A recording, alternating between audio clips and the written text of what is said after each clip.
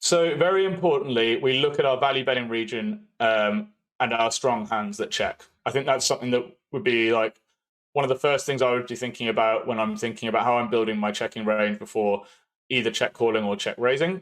And there's a few things that jump out at me about this output, and I'll demonstrate their importance in a second. Firstly, we value bet very wide naturally. If in possession checks this very, very clean turn, we don't they don't really have many good hands. They want to still get their value from hands that want value and require protection. So, like obviously your king 10 plus and all those things. So when they check back, they're extremely capped.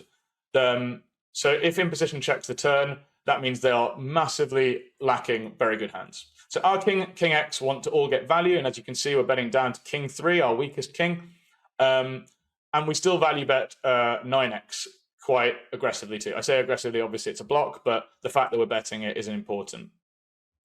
But importantly, why is one of our strongest hands blocking 9-9? I'm asking you guys, why do we think that we're blocking with a hand like 9s, which is the second best hand we can have, well, third best hand we can have in this situation?